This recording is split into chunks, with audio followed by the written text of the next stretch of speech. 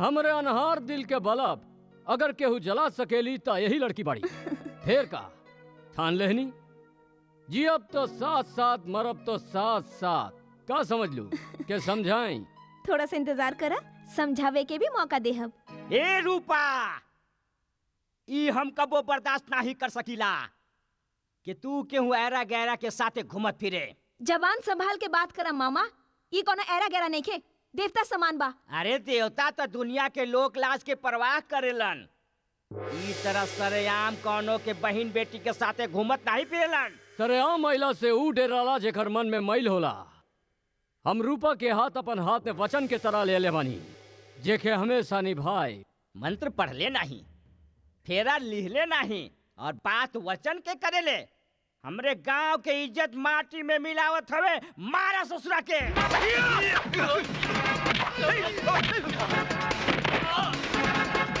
मामा जी अरे रे रे।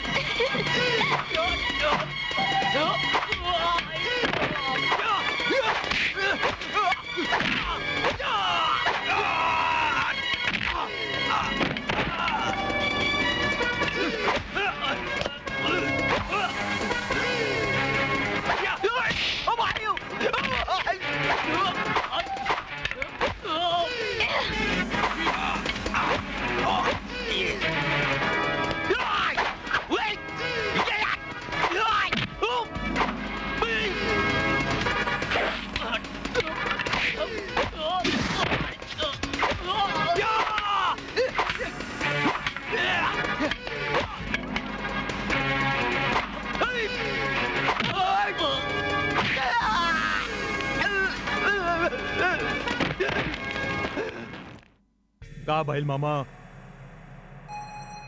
भांजे गोविंदा हमने ये हाल कर दिले ह। अनार में खड़ा बा, मार ससुरा के। बस मामा, अब तोहार काम पूरा होखल, हमार काम शुरू।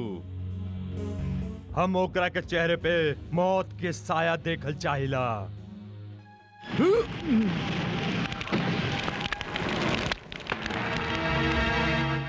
अरे कौन हरे उ रावण जे हमरी पूछ पे आग लगा के अपन लंका के राख कइल चाहेला? गौतम, एकर सकलता एकदम गौतम से मिलेला। जौना के आगे आग अपन औकात खो देवेली, ई वही सागर पा। बूंद बूंद खातिर तरसावे वाला सागर नाही, रेगिस्तान होखेला।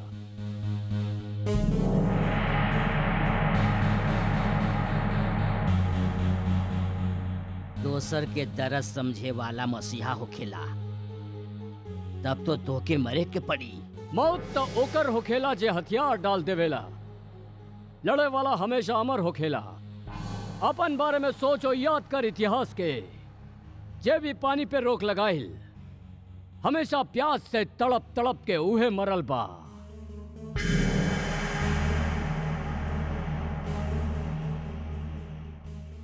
भांजे, हम तोहार लंबा उम्र के दुआ करत रहेनी, और ई ससुरा मौत के बात करत हवे, ऊ भी तड़प तड़प के।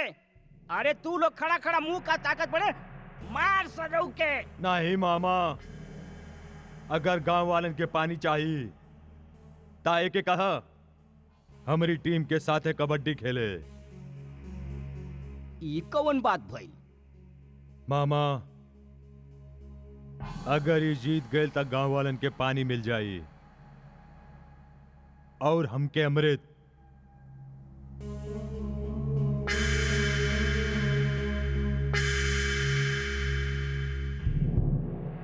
ये का माजरा बा? पानी, अमृत?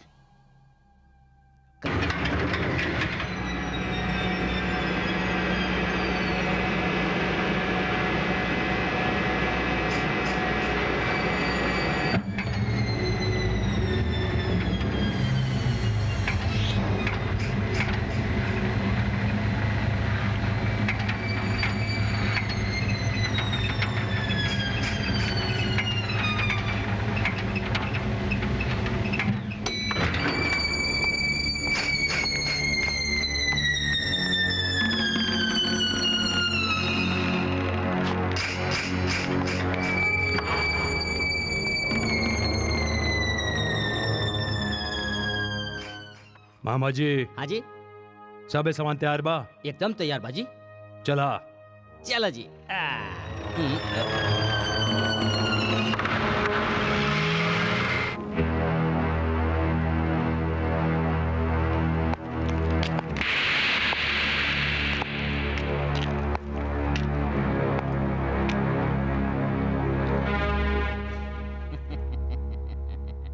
मालिक रहम करे, मालिक रहम करे, मालिक। अरे सत्यानाश हो के तो, अरे करम जली, अरे सागर बाबू के काम के बीच दखलंदाजी करे के तू हिम्मत कैसे कैलिस हैं? अरे तोरा तो खुश होके के चाहिए कि एक तस्वीर सागर बाबू बना रहल हवे, देश विदेश के लोग देखियन, अमर हो जाए तोर मरद अमर। अमर तो उ लोग होकल चाहेला जेकरा जीवन वरदान होखेला। अरे हमनी के तो जीवने अभिशाप बा। मामा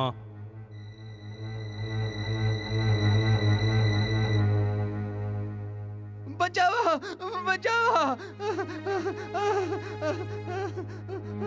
आपन शौक लगी जुलुम जिन करा मालिक, छोड़ दे मालिक, छोड़ दे। अरे सागर बाबू यहाँ के राजा हवन, इनकरे रियासत बा और इनकरे दिहल अन्न खा के तू सब जिंदा हवे और इनकरे शौक के परवाह नहीं करेला तू लोग हैं? ई कैसन बात बा? ई तो बहुत अन्याय बा और ये अन्याय हम नहीं सह सकीला। कान खोल के सुन लो, अगर केहू एको सब सागर बाबू के खिलाफ कहले तो एक जगह ओकरे लटका दिहल जाई। मामा हम एकरो चेहरे पर भी मौत के डर देखल चाहिला।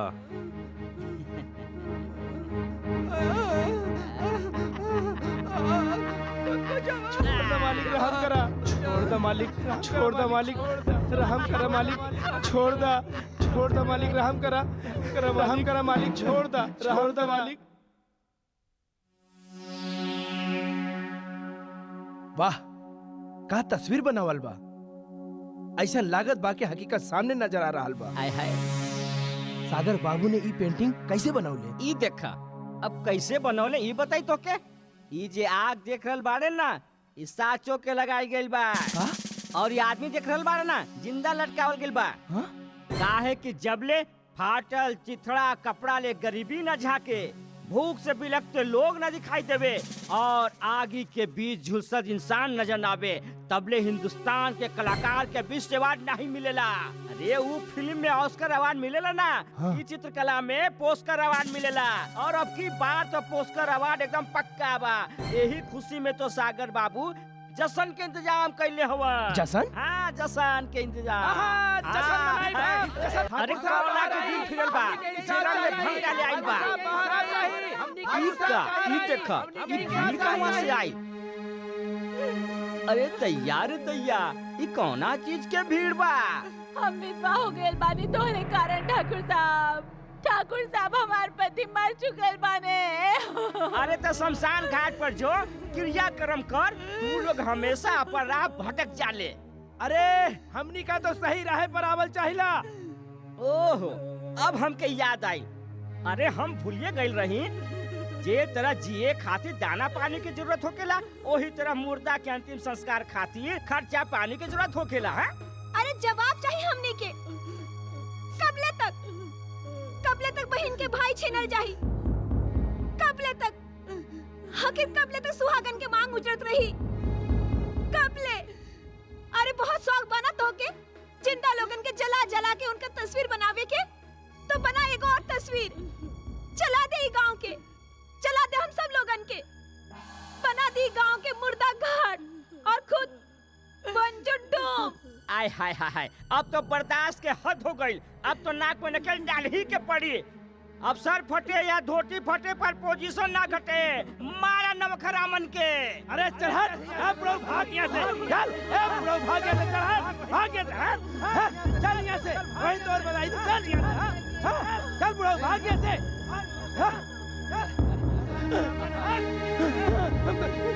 अरे बजाई दे, अरे न मारा मालिक हमको, अरे हमको छोड़ दे, हमको माफ कर दे, अरे न मारा हमका, हमको छोड़ दे।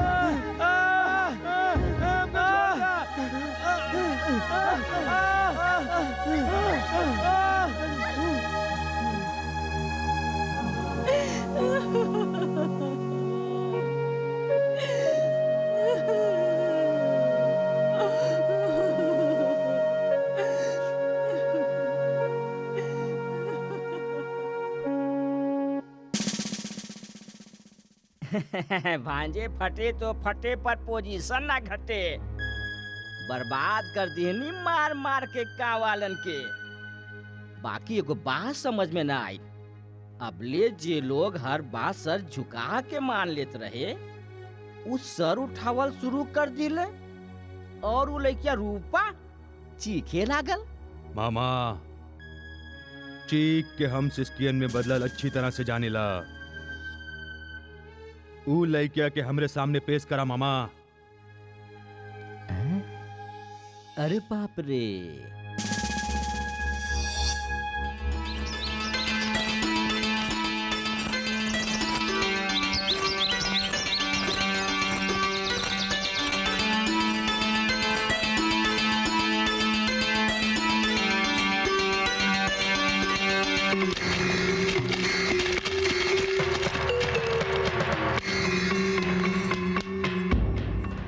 ए बगलो, उ देख मछली तरा जा रहल बिया। जो जाके पकड़, लेकिन ध्यान से, नाजुक बदन बा, कहीं फिसल न जावे। और सुन, फटे तो फटे पर पोजीशन ना घटे। जो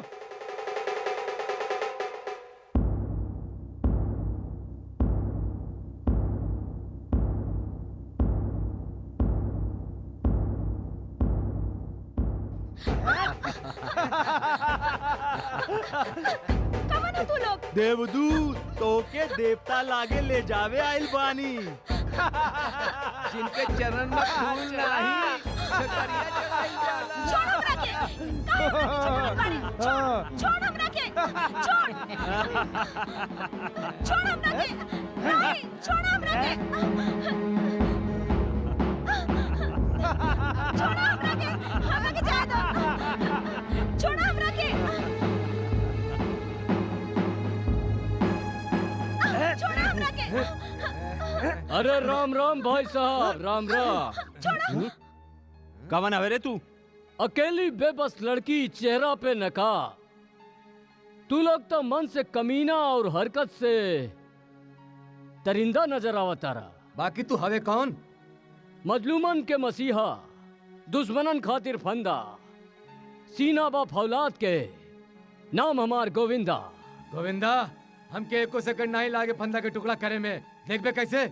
अच्छा भाई, जब बात देखे दिखावे के आ गई बात, एगो बात बता देता नहीं। हम रात में सूरज और दिन में तारा दिखा सके नहीं। समझ ले के समझाई। अहीं?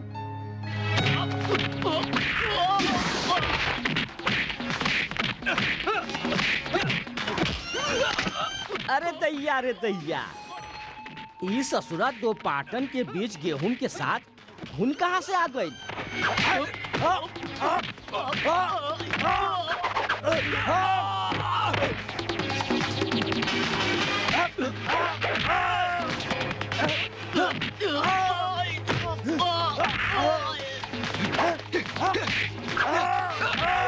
अरे मूर्खो, अरे मूर्ख, मार मुंह का ताकत मारे।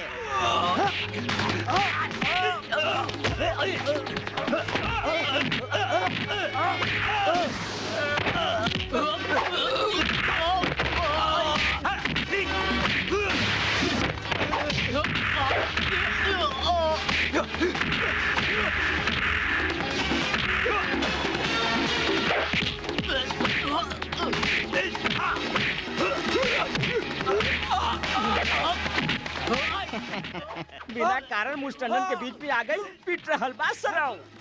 अरे अरे अरे, ई का? ई तो सब उल्टा हो रहल बा।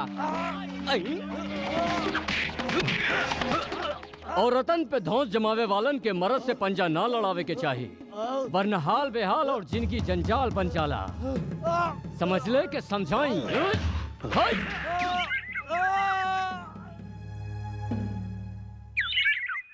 कमाल बा, चल गईली। न शुक्रिया, न थैंक यू, न धन्यवाद। खैर कोनो बात नाही, फर्ज कबू शुक्रिया के मोहताज न होला। पर का बताई चेतक, जात जात ससुरी हमके करंट मार गए। धीरे का झटका बड़ा जोर से लागल। तो के लागल? बस जौन सागर के कदम तले पड़े वाला पत्थर भी सहम जाला। वही सागर के आदमी हो तू लोग, फिर भी मार खा के चला आइले। मामा हाँ? कौन हूँ? नाही मालूम भांजे, नाही मालूम, पहला बार देखले हई। हमके तो लागत हो कोनो दोसर गांव के हो की। तब पता लगावा, ढूंढा ओके। ओकर शिकार बहुत जरूरी बा मामा, नहीं तो सर झुका के जिए वाला लोग सर उठावे के कोशिश करिए। ढूंढा ओके। रूपा ई ता बतावा जौन तोरी इज्जत बचावले ओकर नाम का हा? गोविंदा, देखे में कैसन बा? इमे पूछला की कौन बात बा? ऊ ता हूबहू मुरली मनोहर नटखट नंदलाल जैसन होखी। अरे घोर पाप घोर अनर्थ, कौन वाक्य ने पा ससुरा के टांग तोड़ के हाथ में देते। अरे दिन दहाड़े हमरे गांव के बहू बेटियन के इज्जत पे हाथ डालस, वो हमरे होत हुए। कहीं वो तू ही ता न रहला? आई हमरा पे इल्जाम? इले डंडा, और इल्जाम लगावे से पहले हमरे सर पे मार मार के हमके खत्म कर दे। अरे कैसन बात करेली से? हैं? अरे भला का केहू आपन ही बगिया के फल चुरावेला? अच्छा तो ये तोहरे बगिया का फल बिया मामा। अरे वो मामा के बच्ची, अरे हम तो के कितना बार कहले बानी कि हमके मामा मत बोल। अरे भौरा और कली के रिश्ता तो सदियों से चलल आ रहल बा। और फिर रूपा के देख, हैं? रूपा आज ने हमके मामा नहीं कहले। अरे रूपा में और हमरे में जरूर कोनो रिश्ता होखी। सियार के रिश्ता भेड़िया साथे होखेला, नहीं? ठाकुरन के रिश्ता तोहरा जैसन चमचन के साथ होखेला। बाकी अफसोस, ना ही हम ठाकुर है ना ही सियार। ये खातिर तोहरे और हमरे रिश्ते में तो कोनो गुंजाइश ही नहीं है। जो मामा कहूँ और जो। ई देखा मामा आई छोकरियन का कह के चल गईलिस। आई हो गइल बंटवारा, सबे खुश हवा ना? अरे कैसे खुश रह के मामा है? अरे मेहनत हमनी का करीला, जमीन के हमनी सींचनी, और वो भी अपन खून से पसीना से, और हमनी के हिस्सा में ई 1/4। इतना में तो 2-3 महीनों काटल मुश्किल बा। हमनी साल भर गुजारा कैसे करे के? ई देखा, अरे माटी खा के हवा पी के। अरे ससुरा बात तो ऐसा कर रहल बाड़े जैसे साल भर अनाज आपन ही खा के गुजारा कर रहल बाड़े। अरे घट जाए तो सागर बाबू से मांग ली है, बस सादा कागज पर अंगूठा लगा दी है। ई में कवन बड़ बात बा? यानी हमनी का जिंदगी भर कर्ज में डूबल रही। ई देखा, ई सुना, अभी कर्जा के बात कर रहल बा। अरे ठाकुरन के कर्जा ले आज ले केहू मुक्त भइल बा, और जे मुक्त होके चाहल वो कसम भगवान के हमेशा हमेशा खातिर मुक्त हो गई। तब मर गई ही अच्छा बा। अरे मर जो ना।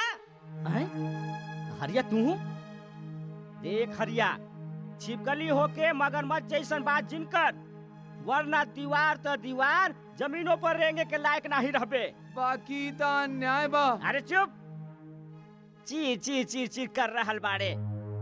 जे अब केहू एको शब्द निकाल ले तो कसम भगवान के खा के कहता नहीं, ऐसे जूते मारब, ऐसे जूते मारब कि ना पेट में आत रही ना मुंह में दांत रही। उठा ले रे ई सब अनाज। दांत तो ऊ सांप के तोड़ल जाला जे डसे के आदत से बाज ना आवेला। इल्ला इल्ला, मान ना मान, हम तोरे मेहमान। अरे हम लोग तो तोके जानबो न करीला, फिर तू हमनी के मामला में दखलंदाजी काहे करत पड़े? अपन टांग काहे आड़ पड़े? टांग तो गिरावे वाला अड़ावेला भैया, हम तो मिटावे वाला में से हई। अरे काहे भाई, इमे हमार कमन दोष बा। अरे सुना सब गाँव वालन, अरे ये हमके धमकी दिले बा, अरे गांव के मामा के धमकी दिले बा। जवन अनाज के हमनी जिंदगी समझिला, अरे धरती मैया के वरदान समझिला, वही वरदान पे ही लाठी गाड़ ले बा। हम कहता नहीं लाठी उखाड़। ई बेईमान के छाती पर गड़ल हक के लाठी बा, जे कोनो माँ के दूध पीले बा त जरा हटा के दिखावा। ई बात बा। अरे मार सरो के। हम सारे फटे, होगी फटे, पर बोल अन्ना घटे।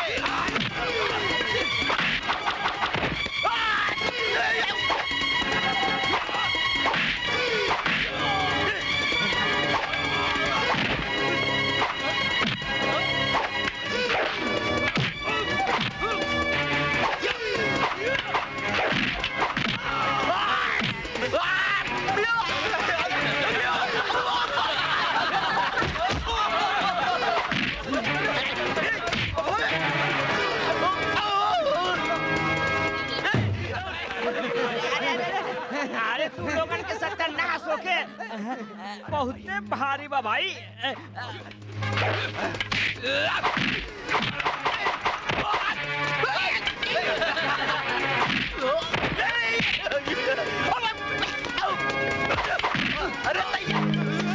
अरे ई का हो रहल बा? अरे मुस्टंडर मार खात पड़े। अरे अरे ऊपर नीचे हो पानी रे दादा। अरे अरे अरे अरे माफी माफी माफी। अरे माफ कर दे हमके, माफ कर दे। आजो माफी। अरे बहुत बड़ भूल समझ हो गई, ले हमरा क्या से समझाई? माफ कर दे हमके। चल। अरे अरे अरे अरे अरे रुक, अरे अरे अरे क्या खुल गई? हाँ भाई, सबे अपन अपन अनाज घरे ले जा। बाबूजी हमनी ठाकुर की तरह न्याय नहीं कर सकेनी। हम समन आपन आपन हिस्सा ही लेके घर जाई। बेईमानन से ईमानदारी सबक सिखाए खातिर बरते चाहिए। भूली है तो फिर याद दिला देब हमें के।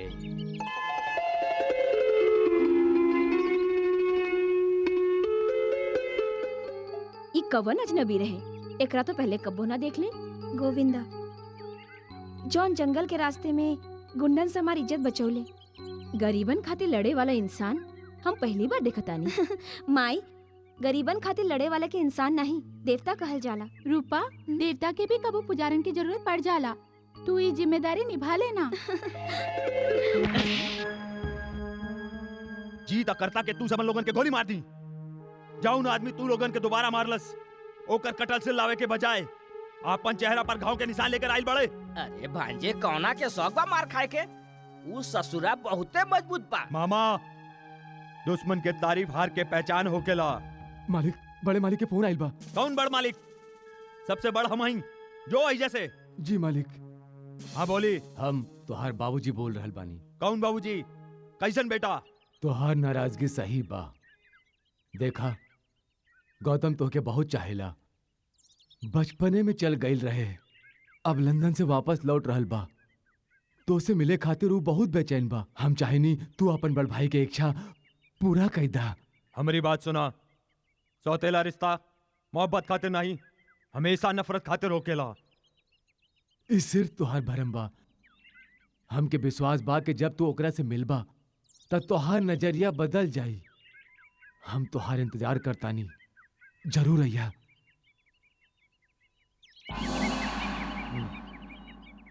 नहीं, हम शहर नहीं जाइब। अगर हमारी नफरत वहम बा ता हम यही वहम के साथ जियल चाहिए। ठीक बा भांजे, बिल्कुल ठीक बा। बाकी एगो बात है, फन उठा के डसे वाला सांप कबो न कबो कुचलल जाला, और जोन सांप फन झुका के डसेला ओके केहू कबो नहीं कुचल सकेला।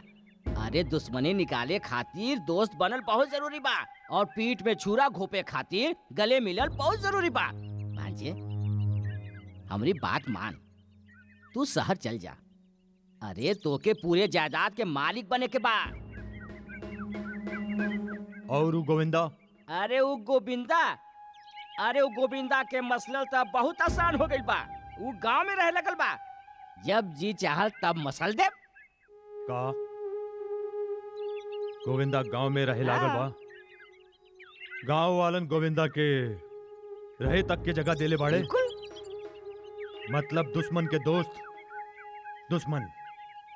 मामा, गांव वालन के पानी बंद कर दा।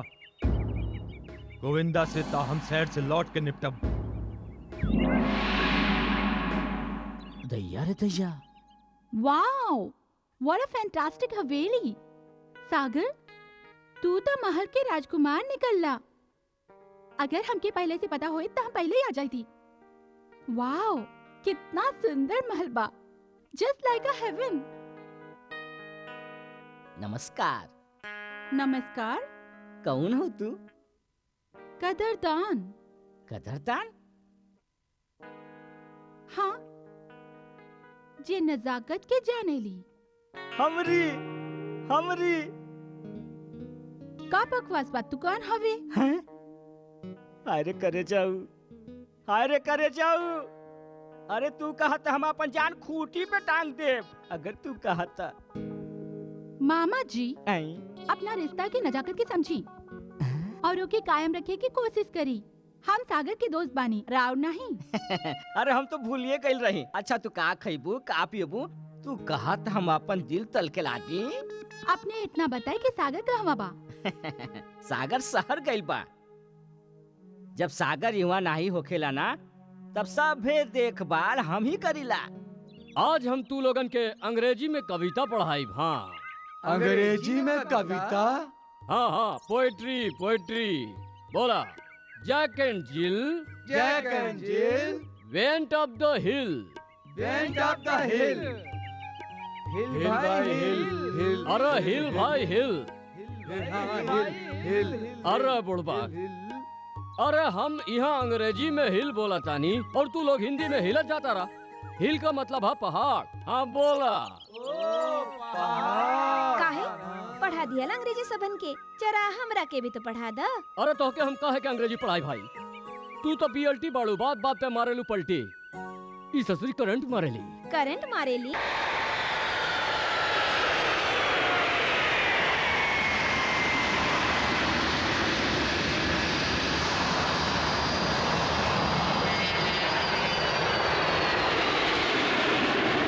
गौतम गोविंदा गौतम गोविंदा गौतम गोविंदा गौतम गोविंदा।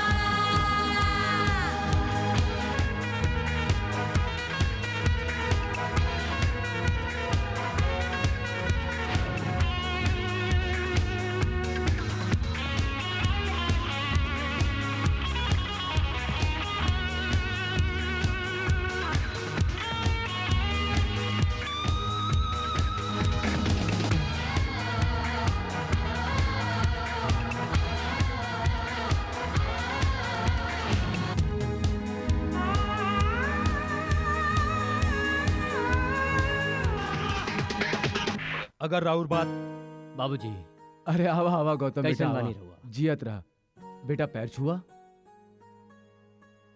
कोई बात नहीं है बाबूजी, एक हर जगह तो हमार दिल में बा। आई रियली लव हिम। सुन ले मानी गांव में तोहार बहुत ठाट बाट बा, जस्ट लाइक अ किंग। कब आई देखे तोहार किंगडम। पर ऊ सिर्फ हमार किंगडम नहीं खे ना। वो सिर्फ तोहार कबो होखियो ना सकी। कोई भी साज पाप, आपन सारा प्यार, आपन सारा अधिकार केहू एक औलाद के नाम नहीं कर सकेला। और केहू साज आदमी कबो दोसर ब्याह नहीं करेला। सागर कैसन बात करता रहा बाबूजी से? हर आदमी के अपन मजबूरी हो खेला। इल्जाम लगावल गलत बा। कौना के समझावत हवा? नीम के पेड़ के अगर चीनी के खोल से सींच दिहल जावे तब वो मिठास नहीं आवे ओकरा में। लेकिन जौन लोहा से ढाल बनेला ओही लोहा से तलवारों बनेला। दोस्त लोहा के नहीं, हमेशा लोहार के होखेला। हम तलवार बनाइला? अगर हम तलवार बनाइला त ई काहे ना भइल तोहार जैसन? कवन ऐसन बाप हा जे नाही चाहे कि कबो अपन औलाद पर फकर कर सके, कबो नाच कर सके ओकरा पे। लेकिन तू, तोहरी गंदी सोच, ई काम हमेशा शर्मिंदा करत रहले हमके। कबो कबो सोचिला के पैदा काहे होकले तू? अगर पैदा होकले तब मर काहे नहीं गईले? हमेशा हमार छाती पर बोझ बन के रहले पाड़े। बोझ हमें हमार छाती के।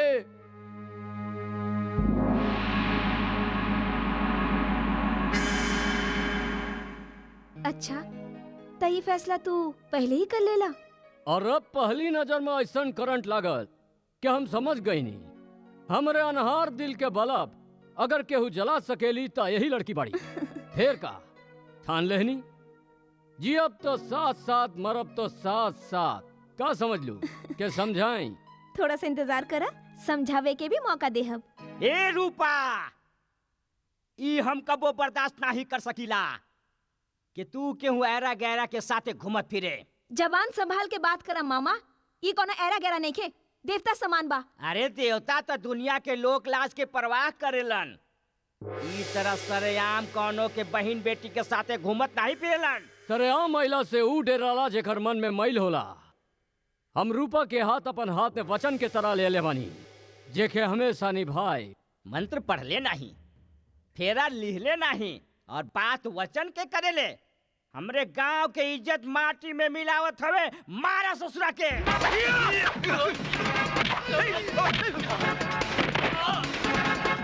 मामा जी। अरे रे रे।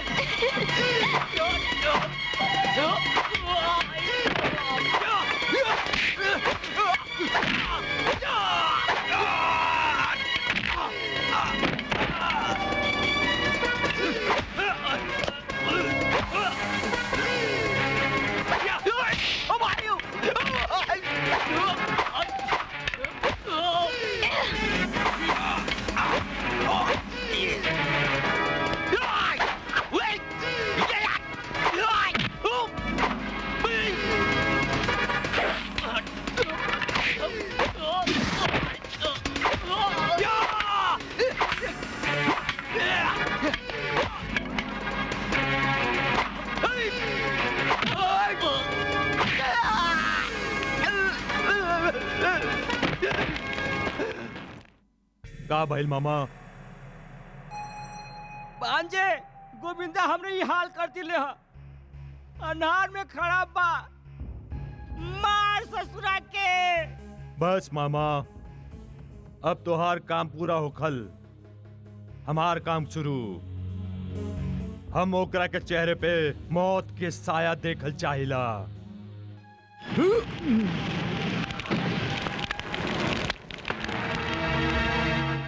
अरे कौन हरे उ रावण जे हमरी पूछ में आग लगा के अपन लंका के राख कइल चाहेला? गौतम, एकर सकलता एकदम गौतम से मिलेला। जौना के आगे आग अपन औकात खो देवेली, ई वही सागर बा। बूंद बूंद खातिर तरसावे वाला सागर नाही, रेगिस्तान होखेला।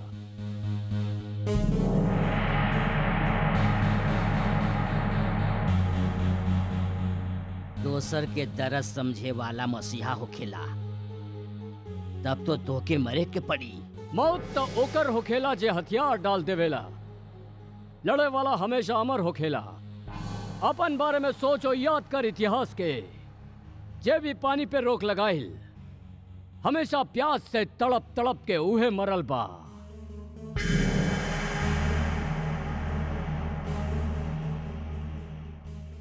भांजे, हम तोहार लंबा उम्र के दुआ करत रहेनी, और ई ससुरा मौत के बात करत हवे, ऊ भी तड़प तड़प के। अरे तू लोग खड़ा खड़ा मुंह का ताकत बड़े, मार सजऊ के। नहीं मामा, अगर गांव वालन के पानी चाहिए ताए के कहा हमारी टीम के साथ कबड्डी खेले। ई कौन बात भई? मामा, अगर ये जीत गए तो गांव वालन के पानी मिल जाई और हमके अमृत।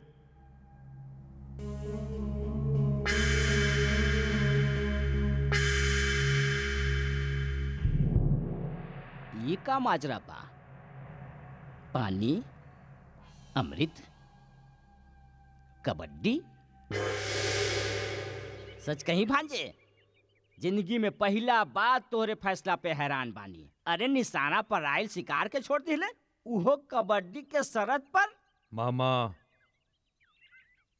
हमार फैसला से आपन हैरान और दुश्मन वीरान होखेला। अरे तो समझा के बर्बाद हो ही गई। अरे वो पिछला साल वो नगरी गांव से कौन ससुरा आयल रहे, का नाम रहे ओकर? जगजीतवा। अरे जग जीते चलल रहे। अरे हमनी के टीम से पाला पड़त ही चलना तो दूर के बात रेंगू के काबिल ना रहल है। अरे हमनी के टीम के बातें कुछ ऐसा बा, सबके सब मुस्टंडा कबड्डी कबड्डी कबड्डी, जे दिखावे ला जलवा।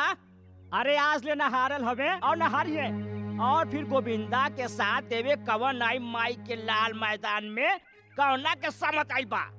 खुद डूबब सनम, साथ तोहके भी लेके डूबब। जौना में हिम्मत होखेला ना, ओकरा के लहर तो का भंवर तक डुबा न सकेला। अरे आग में कूदे वाला के ना हिम्मत वाला नहीं, बेवकूफ कहल जाला। खुद त जीती नहीं, साथ में हमनियों के मरवाई। तू लोग जिंदा हवे? हाँ, तोहरे पास सांस बा पर अपन मर्जी से ले नहीं सकेले।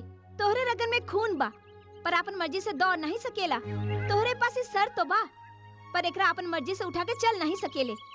तोहरे जैसे ना मर्दन से तो हम जैसी औरत अच्छा। ईला पहिरा एकरा और आज जइया घाघरा चोली और दुपट्टा पहिर के ना मर्दे की तरह तमाशा देखे।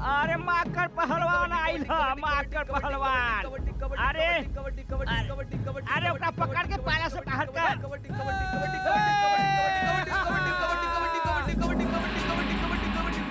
अरे संभाल के कबड्डी कबड्डी कबड्डी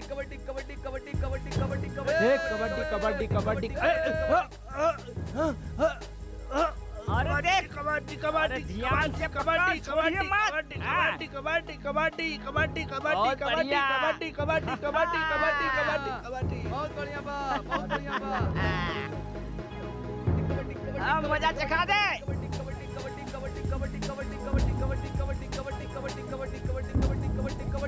अरे संभल के हाँ। अरे बच के अरे दैया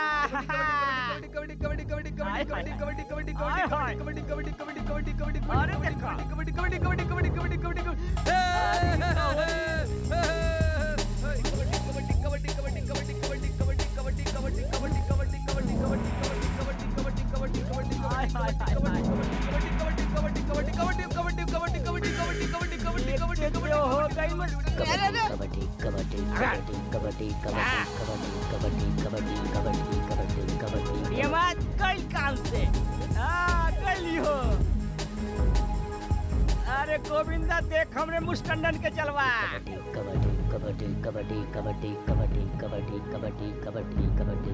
अरे हाय हाय का लात मारला सा अरे वाह कमाल बा अरे देखा अरे रे अरे ये पिपलू आइल बा पिपलू ये पिपलू के पिपला बना दे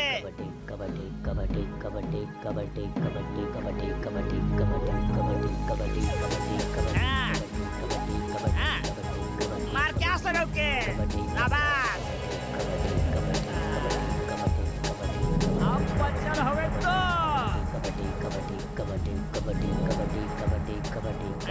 छोटुआ के उठा के फेंक दे बाहर फेंक अरे हाँ हाँ फेंक ससुरा के उठा के फेंक अरे चक्कर घिन्नी जैसा घुमावत बारे आय हाय हाय बड़ा मजा आवत देखला हमार मुस्टंडर में कमाल नहीं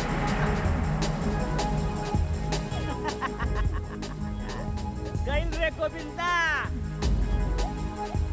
अरे हो गई अरे गोविंदा हे रूपा अरे सभे चल गईले अब भेज अपन गोविंदा के देखे नहीं गोविंदा में कितना ताकत बा अरे हमारे इतना मुस्टंडन के गोविंदा कछु न कर सकी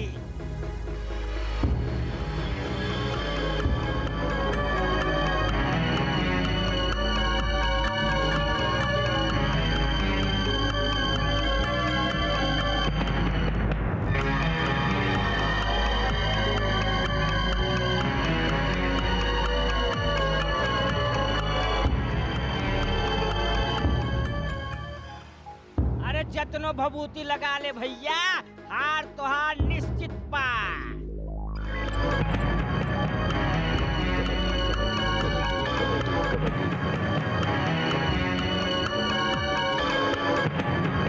अरे वो मुस्टंडन देख खतरनाक आइल बा संभाल के इज्जत के सवाल बा ठाकुर के इज्जत के सवाल बा अरे घेराबंदी कर अरे घेर लेकरा के अरे घेराबंदी कर भैया अंदर आवे दे आवे दे अंदर आवे दे भैया अरे घेराबंदी कर बहुत बढ़िया जरा भी चूक कैले तो पानी देवे तो पड़ी घेराबंदी कर आए ना पाए अरे भैया संभाल के ये लो अरे पकड़ के रख अरे अब पकड़ ले भाई बहुत अच्छा अरे पकड़ ले संभाल देख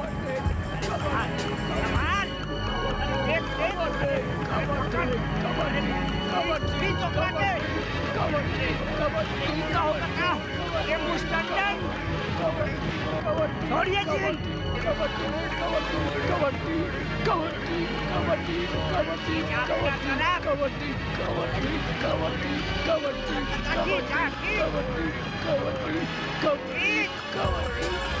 लगा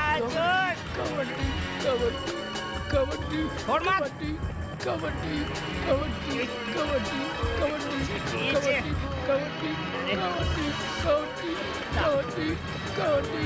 आगे बढ़ा रे। अरे क्रीच पीछे क्या लाइनवा के छूना देवे। अरे खींच रे मुस्टंडन। कम बकात। अरे खींच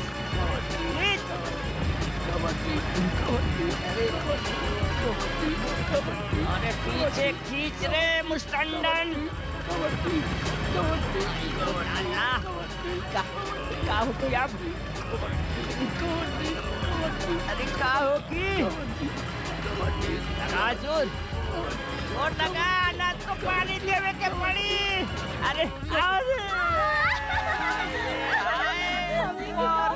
रे सबे के सब। अरे सब कर्म के सत्यानाश कर दिलस। सागर बाबू के इज्जत पे पाटा लगा दिलस रे। कौनो जरूर गड़बड़ी बा एकरा में। दैया रे दैया मार्टिन कैसे हार गइल? अरे छपरिया हार सब मजाक की कीड़ा हो गइल रे। अरे हमें दुश्मन के साथ कमर मटकात रही। ऐसे देखा कैसे हैं? अरे रंग बदले में तो तू गिरगिटों के मार देते हिलू। कुछ दुश्मन दोस्त से भी अच्छा होला, और वैसे भी वो तोहार दुश्मन हवे, हमार नहीं। आय हाय हाय, ई हमनी से हमरे तक के सफर तू कैसे तय कर ले लू? ये अच्छा और भला बुरा के पहचान तो के कब से हो गई?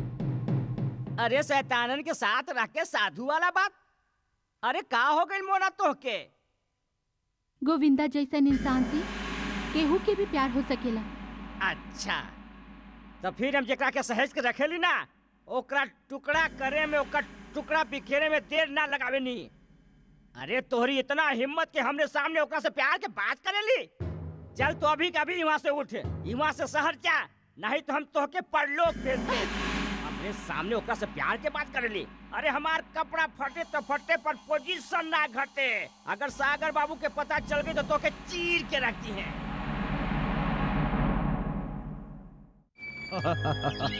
जी जी जी जी समझ गए नहीं। रहुआ फिक्र जन करा, बिल्कुल ठीक हो जाए। ओके बाय। भांजे कोनो चिंता के तो बात नहीं के ना? मामा बात तो चिंता की नहीं खे, पर का बात है मुना नजर नहीं आवत? भांजे वो गांव वालन जीते के खुशी में कव्वाली के प्रोग्राम रख ले रहे। ऊ में मोना मटक मटक के नाचत रही। हम बोली तो बुरा लग गई। ऐसे तू ओकरा के शहर वापस भेज देला। मामा आपन फैसला में हम दोसर के फैसला बर्दाश्त नहीं कर सकेला। ई तू अच्छी तरह से जानेला। भांजे बातें कुछ ऐसा रहा। अरे खबर मिलल रहे कि मोना के बाबूजी के तबीयत बहुत खराब है। अरे परलोक के दरवाजा पर खड़ा हवन, ऐसन में भेजले जरूरी समझनी। Hello everybody. अरे वकील साहब, पधारी वकील साहब। अरे काले हमके इनका नाम के पता चलल, अब्दुल रहमान चौरसिया। इनकर पिताजी बनारस के बहुत बड़ पनवारी, बाकी पढ़ लिख के वकील बन गए। खैर बोली का खुशखबरी लाइल बानी? सागर साहब, राउर बाबूजी वसीयत तैयार करवाइले हवन, जेकर मुताबिक जायदाद के आधा मालिक रहुआ बानी और आधा के मालिक गौतम साहब। गौतम साहब जायदाद हो आधा आधा? अरे पाप होले की कसाई। अरे गौतम का विदेश पढ़े खातिर बचपने में भेज दिले और राजकुमार जैसा जिंदगी दिले, और सागर बाबू के का दिले? गांव के धूल माटी के हवाले कर दिले, और अब कहे ले जायदाद आधा आधा। अरे कवर इंसाफ के बात मामा जी ई में बेचारे वकील साहब क्या करिए? ई तो अपन ड्यूटी निभात हमें जी। थैंक यू फॉर कमिंग वकील साहब। रहुआ जा सके नहीं। शुक्रिया साहब। भांजे अरे सपना जल गई और तू सिगरेट जला रहल बाड़ा। मामा हमके पहले से अंदाजा रहे। फिर वो हाथ पर हाथ धरे बैठल रहला। हाँ पर हार मान के नहीं, घात लगा के। घात लगा के?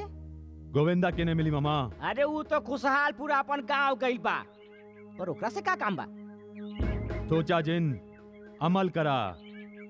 हम के ओइजा अभी के अभी चले के बा। अभी कभी चले के बाद अभी के अभी। भांजे वैसे तो हम दोनों 20 पर भारी बानी, पर एहतियात के तौर पर 2-4 आदमी के साथ रखल में कोनो बुराई नहीं के। नाही मामा, ताकत के इस्तेमाल दुश्मनी खातिर कइल जाला, दोस्ती खातिर नहीं। चला। दैनिक काम से माता जी, हाँ। अगर हम गलती नहीं कर रहल बानी तो अपने गोविंदा के माई बानी। अरे जी। पाए लागी माई पाए लागी। अरे चंदरपुर गांव बाना, उहाँ के ठाकुर हाँ। सागर गोविंदा से मिले आइल हवन। हाँ? एक मिनट। गोविंदा, हम आई गोविंदा बेटा देख हाँ तक जी। के आयल हवे तोर से मिलने। ई देखो आगे। गवा गमाई। अरे अरे रुक। तोरी तो अरे अरे सागर बाबू ई वक्त दुश्मन नहीं दोस्त बन के आइल हवे। अरे माई तू खड़ा खड़ा का देखत बाड़ू, रोका एके, बहुत अड़ियल जवान बा। गोविंदा, घर आयल मेहमान के भगवान समझल जाला, लाठी नहीं उठावे के। बात नियत के नहीं खे माई। चोरी के मकसद से आवे तो ओकर आरती नहीं उतारे के चाहिए। अरे सत्यानाश हो के चंदरपुर वालन के जे तेरे कान भर दिले, और तू हकी सागर बाबू के खिलाफ बकत ही जात पड़ा। अरे बिटुआ, सागर बाबू दयालु से भी दयालु हवन। हाँ। मामा, हम कुछ साबित करे के नहीं, सौदा करे आयल बानी। हाँ। एने आप गोविंदा। चला मामा, तू है नहीं रुका। भांजी, हम तोके आज ले चंद्रगुप्त समझ के अपना के चाणक्य बना रखनी, और हमरा से ही पर्दापोशी। गोविंदा, सुन ली है तोरी जमीन जायदाद सब गिरवी बा, और तू के कामों के तलाश बा। ठीक सुन ले बड़े, बाकी तू दानी नहीं खे, मतलब से आइल हवे। शरत बता दिए पहले।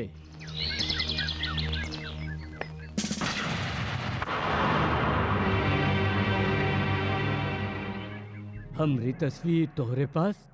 ई तो हर तस्वीर नहीं के गोविंदा, ई हमरे भाई गौतम की तस्वीर बा, जेके जगह पर हम तो के बिठावल चाहिला।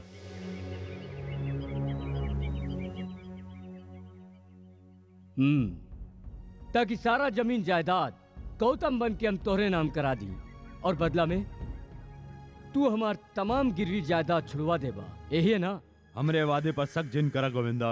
जमीन तो माई हो खेली, ओकरा खातिर खूनो बहा सके नहीं, बाकी कोनो निर्दोष के खून से ओके कलंकित ना कर सके नहीं। समझ गई ले के समझाई? खून के जिम्मा तू हमरा पे छोड़ दा। तब फिर शरत मंजूर बा। तोहरा तक खबर पहुंच जाई, तब चला आई हैं। चला तानी, चला मामा। हाँ, हाँ, हाँ, हाँ।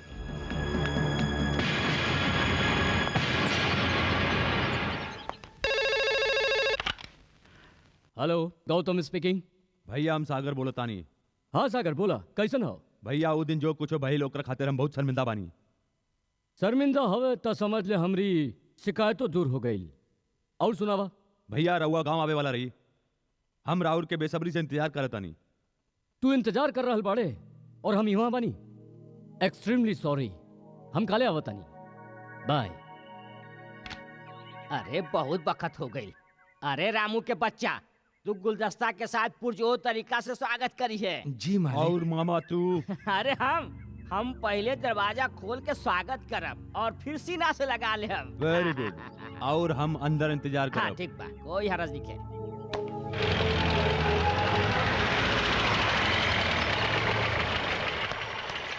आवा भांजे आवा, ई राजमहल में तुहार स्वागत बा।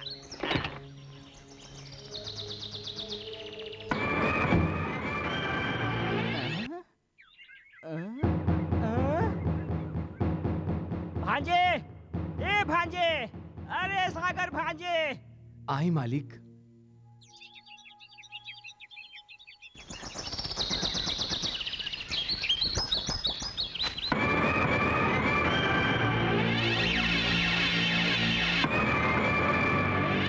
अरे भांजे, अरे भांजे, अरे भांजे, गजब हो गई।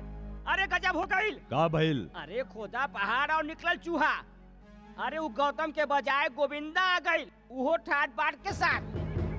मामा, याद बा हम तोरा से कहले रही कि सही वक्त आइल पर एगो राज के बात बताई। यही बाऊ राज की बात।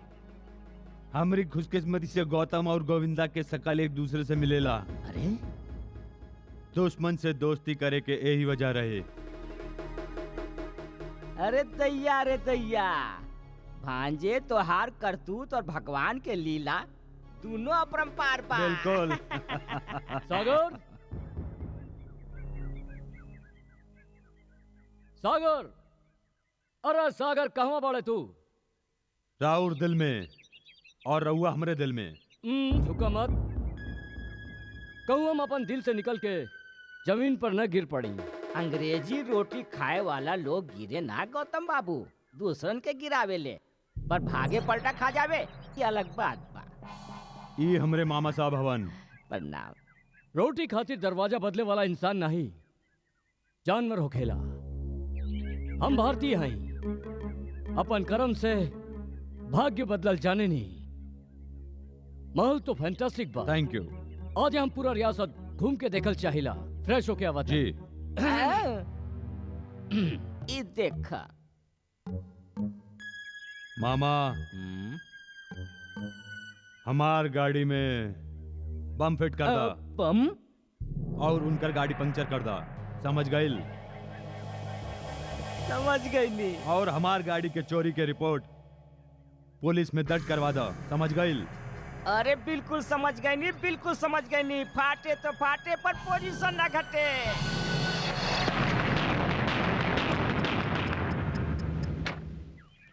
पूरा काम दुरुस्त हो चुकल बा। अरे भांजे, इहो कोनो काम में काम बा। अरे चांद सूरज में बम फिट करे के होके तो कोई बड़ काम होखी। ई तो उंगली हिलावा समझ के काम हो गई। गुड, वेरी भांजे गुड। काम हो गई, अब तो फटे ही मामा फटे। जी। एगो बात कही, अरे एगो का 1000 कहा 2000 कहा। हम समझे नहीं के ऐसन काहे ना करी कि तू हमरे साथ घूमे चले। नहीं। अरे भांजे का कह रहा है? अरे ये उम्र भी कोनो घूमे फिरे के बा। अरे ये गाड़ी में हमके बहुत उल्टी आवेला। रवा फिक्र झीन करा, हम शीशा नीचे उतार दे। काहे सागर? भैया एकदम सही कहा था वे। अरे का ठीक कहत हवे? अरे तू इनका उल्टा सीधा बात में हाँ मिलात हवा। अरे तोरा तो पता बा हम सदियन से बीमार चलत तानी। तोहरा आवे के खुशी में हम अपन गम भुला देनी, वरना हम जलपान ग्रह में कम प्रसादन ग्रह में ज्यादा रहनी। अजमवा जे खराब बा कमखत। अरे बाप रे बाप, अरे वो रामू के बच्चा, अरे पानी निकाल रे जल्दी से, ना तो धोतिया खराब हो जाए तो तोहरे के धोवे के पड़ी। वाह भैया। आए रे दैया। Oh my God. भैया एगो काम करा, एकरा में तो वक्त लग जाई, रहुआ हमार गाड़ी ले जाई। अरे सुना, गौतम भैया के हमारी गाड़ी की चाबी दे दा।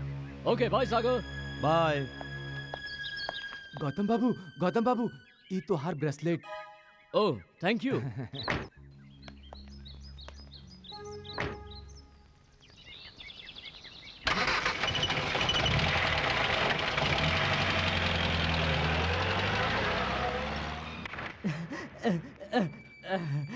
अरे भांजे गइल?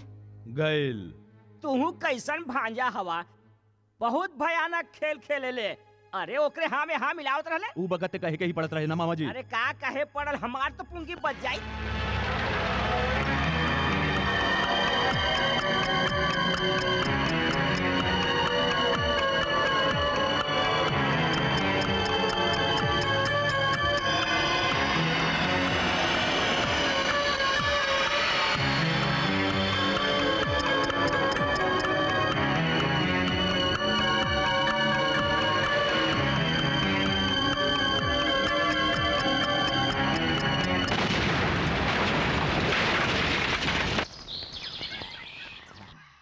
भांजे, लोग तो मरे के बाद स्वर्ग देखे ले, जैसे गौतम देख रहा हो। हाय हाय हाय हाय।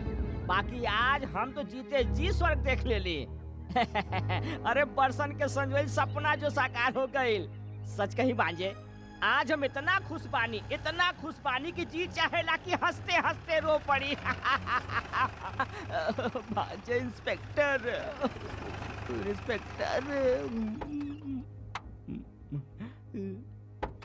आई इंस्पेक्टर साहब। आफ्ताब खान। सागर आई। वैसे पुलिस वाले बुलावे के मोहताज नहीं होखेले, फिर भी रहुआ हमरे अगुवाई कैनी, ओकरा खातिर बहुत बहुत शुक्रिया। शुक्रिया तो हम तोहार अदा कैल चाहिला इंस्पेक्टर, पर तू मौका दा तब ना। ओहो, राउर इशारा चोरी भइल कार के तरफ बा। जी। वो मिल त गइल बा, पर चिथड़न मा और जो ओकरा पर सवार रहे अब तो ओके पहचानल भी मुश्किल बा। ई ब्रेसलेट के पहचाने नहीं आप? अरे ई ता बड़े मालिक गौतम साहब के हाँ। अरे रामू के बच्चे जो अपन काम कर। गलती हो गई मालिक। इंस्पेक्टर साहब गौतम हमारे बड़े भाई के नाम बा। हो सकेला ये ब्रेसलेट गाड़ी के साथ चोरी हो गई होगी। शायद में सोचे के बहुते गुंजाइश होकेला सागर साहब। तुझे रिपोर्ट लिखौले रहा ओकरा में ब्रेसलेट के जिक्र ना रहे, या हो सकेला तोहार ध्यान नहीं रहल होगी। लेकिन गौतम साहब कहाँ बने? गौतम भैया तो शहर में रहेलन बाबूजी साथे। चाय बहुत बढ़िया रहल, हो सकेला हम दोबारा पिए आ जाई। You are welcome. हम चला तानी। भांजे भांजे ई गाउर पटांग कह के चल गई कि चाय इतना बढ़िया रहे कि दोबारा वापस चला लाई। भांजे ऐसन कुछ कर कि ये दोबारा वापस ना आए। इंस्पेक्टर से बहुत डर लागेला। मामा छुप के चोर आवेला और बहाने से पुलिस, और जे होशियार होखेला ओकर कोनो कुछ नहीं बिगाड़ सकेला। मामा हम ई जंग जीत चुकेला, अब અહીં जश्न जरूरी बा। हाय हाय हाय हाय भांजे गटकोल काटलस भांजे गट हैं? अरे कौन सा सुरा बा? मामा अरे कावन अरे हो नहीं सकेला। भांजे, तू काहे उठा था? हम देखा था कौन सा सुरा है। अरे कौन हवे रे कमबख्त इतना रात के आगे लिए शेर के जगावे हैं?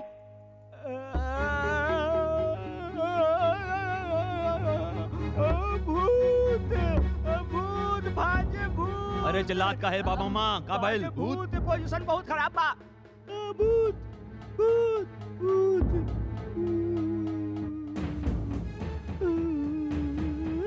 गौतम भूत भूत भूत गौतम के भूत। हैरान होकर तारा कि हम बच के आ गई नहीं। आपने बच के आगे नहीं, एक तरह से बड़ खुशी की बात और का हो सकेला, पर हम हैरान ई खातिर बानी के इतना बड़ा हादसा हो गई। हादसा नहीं, साजिश का साजिश का जायदाद भाई की जिंदगी से बड़ हो खेला। अगर तो के जायदाद चाहत रहे तो हमके एक बार बोल देता, हम तो के खिलौना जैसन गिफ्ट कर देती। और कुकुर मामा तू हमरी लंबा उम्र के दुआ देत रहे। भांजे चुप साला कमीना, मामा के मतलब जाने ले? मामा दू माई के प्यार, अबे बिना छत के मकान। हम तो तोके खटमल के जैसन यूं मसल दे, गर्दन में तेल लगा के मालिश कर, फांसी के बाद गर्दन लंबा हो जाला। हम तो चलतनी थाना। भांजे हमके माफ कर दे भांजे, बहुत भारी भूल हो गई रहे। दौलत के लालच में हम आनर हो गई रहली, और कहूँ ना कहूँ हमहू मजबूर रही। यही खातिर अपन पाप के पश्चाताप से बुझावे खातिर हम दारू पे दारू पियत रहनी। भांजे हमके माफ कर दे मामा भांजे। बहुत हो गई माफी। एक बार बच गई तक का बैल दोबारा कैसे बची? आपन मकसद खातिर था हम मौत के भी मौत दे अरे सके। नहीं नहीं नहीं नहीं सागर बाबू, ठहरी। हाँ हम गौतम नहीं के गोविंदा बानी। हम तो एक्टिंग करत रही। एक्टिंग कैसे लगल? अरे जो हम ठान लाई तो एक्टिंग में बढ़ बढ़ के छुट्टी कर दी। ये देखा समझ लो या के समझाई मामा। वहाँ सत्यानाश हो गोविंदा के बच्चा। मार भाई से गिर पे जाके वहाँ हमके कुकुर कहले, हमके कमीना कहले, बिना छत के मकान कह दिले, और यहाँ तक ले कि खटपट के तरह मसल दे। अरे हमार पवित्र हाथ के अपन पैरन से छुआ लिलस और पवित्र कर दिलस हमरे हाथ के। अब हाथ के धोवे के पड़ी। अरे रामू के बच्चा, अरे गंगा जल ला के दे रे हम Very good. हाथ के धोवे खातिर रे। भेष बदल जावे से ताबी मकसद नहीं बदले चाहिए। गोविंदा से गौतम बने खातिर कल तो के हमरे साथ शहर चले के पड़ी। कल नहीं सागर बाबू, परसों। कल तो हम रूपा से मिलब। कल चला के महबूबा के दुआ के बिना कोनो सफर सफल नहीं हो खेला। समझ ले के समझाई। रूपा चेतक के तोहरे पास छोड़ के जाता नहीं। एक हम तोहार निशानी समझ के रखब, बाकी तो 10-15 दिन खातिर गांव काहे जा रहल बाड़ा? बस बात ही कुछ ऐसन बा। माई बीमार बाड़ी का, या घर में कोनो मुसीबत आ गइल बा? रानी दरअसल हमरी रानी माई बने वाली बिया। हाँ, जन्म जन्म के रिश्ता बा ओकरे साथ हमार। हाँ भाई, कुछो करी जहाँ भी रही इस समय ऊ हमके अपन पास देखल चाहेली। ई चौथा बार माँ बन रहल बिया। अरे चौथा होके या पांचवा, बातो जिंदगी और मौत के समस्या ना। ई खातिर हमके जाए के चाही कि ना? बोल रूपा। तो जाना, खड़ा खड़ा हमार मुंह का देखत बाड़ा। तू सबे परदेसी एक ही होखेला, कहल कुछ और करला कुछ और। अरे ए रूपा सुनता। हाथ छोड़ा हमार। कौन और की मदद होके हमार हाथ ना पकड़ा, पाप लगी हमके। कौन और के मरद? अरे हम तो तोहार मरद बानी। अरे वो रानी तो हमार भैंसिया के नाम बा। सच? अरे झूठ बोली तो हमार मरल मुंह देखिए। ऐसन जिन कहा, अगर तोहके कुछ हो गई तो हमहू नहीं जी पाई। तू का समझेलू के हम जी पाई? पहले तो हम समझत रही कि तू हमरा से प्यार करेलू, पर अब जान गइल बानी कि तू दिल खोल के प्यार करेलू। यानी तू गांव ना जाइबा ना? जाए के तो पड़ी रूपा, लेकिन कोनो रानी खातिर नहीं, अपन काम खातिर। अपन ध्यान रखिया। सुना, ऐसे ही चल जाइबा?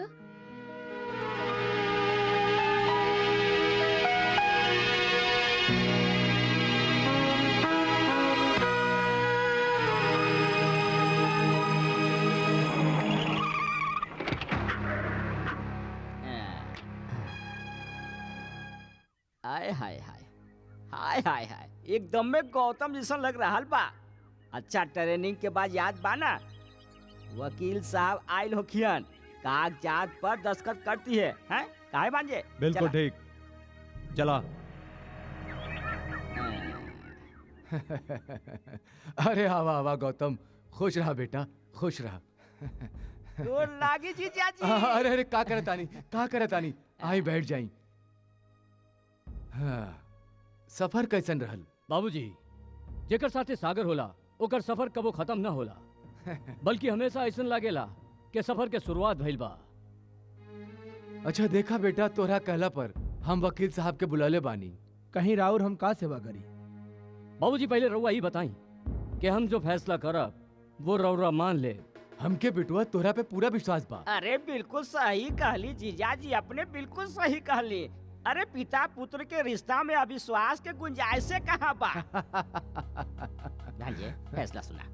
बाबूजी, गांव के जायदाद के हिफाजत ये एगो सिपाही जैसन और देखभाल एगो किसान जैसन कैले बा।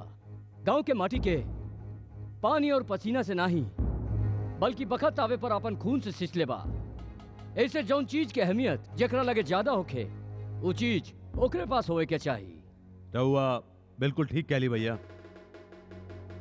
वकील साहब, हम पूरा जायदाद एकर नाम करे खातिर रउआ के हिमा बुलौनी है, पर सरपरस्ती के बदला एक जायदाद दे दिहल, एकर प्यार के दौलत के तराजू में तौली। ई सरासर गलत बा।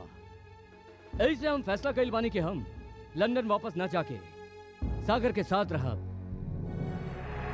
ताकि ये अपने आप के कबो अकेला महसूस न करे। वकील साहब, हम अब इरादा बदल दिले बानी। आई बाबूजी।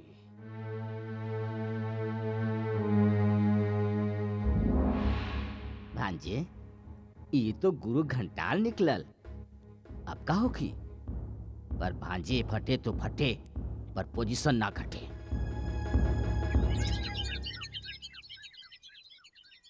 ये देखा, सिगरेट फूकत जा रहल बा। अरे ओ गोविंदा, अरे तू जायदाद के कागजात पर दस्तखत काहे न कैले? एगो बात याद रख गोविंदा, हमरे जिस्म में जे घाव हो जावे ना, ता हम ऊपर मलहम नहीं लगावे नी, ओकरा के खरोच के फेंक देवे नी। अरे खरोच के का, उंग के काट के अलग कर देवे नी। और घाव गर्दन पे होखे ता? अरे देखा देखा, का बात कर रहल बा ससुरा? घबरा जिन, प्रॉपर्टी हम तोहरे नाम कर दे। एकरा से पहले हमरे गिरवी जमीन छुड़वा दे।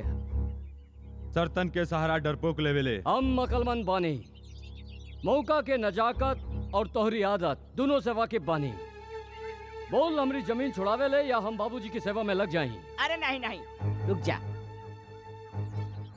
वक्त के नजाकत के देखत हुए काल गांव चले के ही पड़ी। ई ले रुपया। हाँ।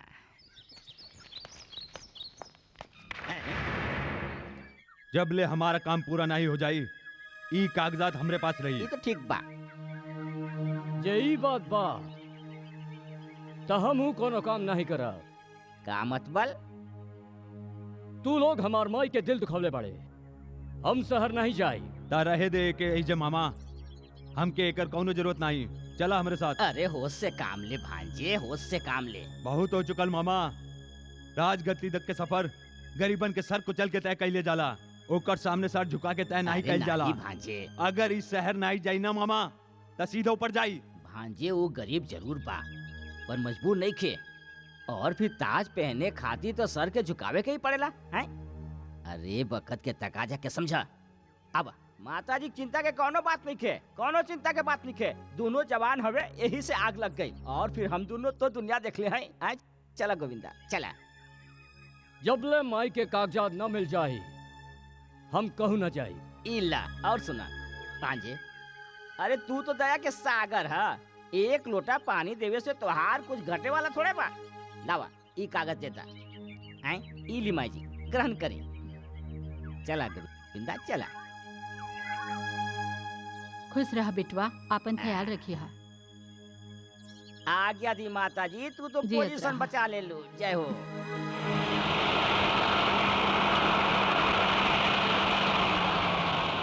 अरे रुका रुका रुका। अरे का भइल?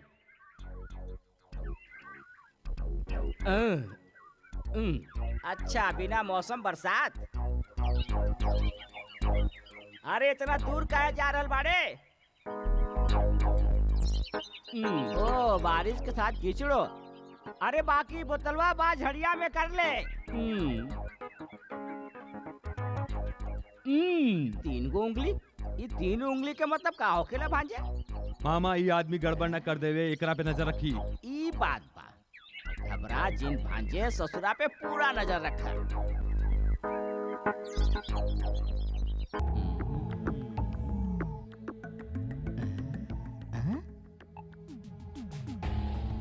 अरे दैया रे दैया, 3 गो उंगली के मतलब बा इश्क और मोहब्बत। ये तो बहुत खतरनाक बात बा भाई।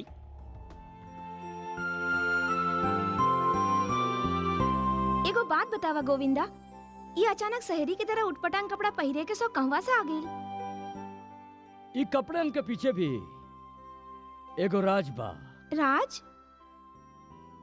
दरअसल हम अरे ओ भांजे, ओ भांजे, अरे हम तो के पूरे इलाका में ढूंढत रहनी, तू हिजा हवे? हाँ? अरे ये तो हिरन और कस्तूरी वाला बात हो गई भाई। अच्छा, अब तोहार से इनका रिश्ता हिरन और कस्तूरी वाला हो गई। हाँ, वैसे भी दुश्मन से हरला के बाद ओके दोस्त बनावल पुराना परंपरा बा। काहे मामा? अरे चुप कर मुही। अरे ये हमार भांजा गौतम बा, गौतम। का? अरे थोड़का सकल गोविंदा से मिला तो का भइल? फर्क नहीं दिखात का? कहाँ ये बड़ ठाकुर लंदन में पढ़ल लिखल शानदार लिबास में, और कहवा ऊ गोविंदा गवार फटल चिथड़ा में। अरे दोनों में फर्क नहीं दिखाई देत? हाँ? देखो भांजे, एक बात ध्यान से सुना। गांव के लड़की बिया और बहुत खतरनाक बिया। एकर इज्जत ही एकर सब कुछ बा। एकर सिवा एकरे पास कुछो नहीं। एकरा पर डाका डाले की कोशिश जिन करी है, आइंदा ख्याल रखिया। फिरंगी कहीं के ये हाथ से तू हमके छूले बाड़े ना। अगर हमरे गोविंदा के पता चल गई ना तो तोरे हाथ के तोड़ के सुखल टहनी की तरह फेंक दी। निर्लज शहरी।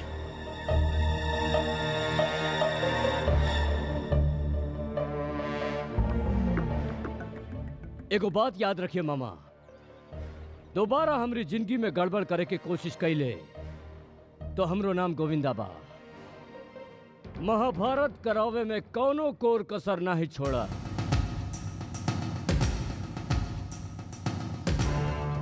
इल्ला भैया के आते ही ब्रेसलेट की गुत्ती सुलझ जाई। इली इंस्पेक्टर साहब राहुल इंतजार खत्म भइल।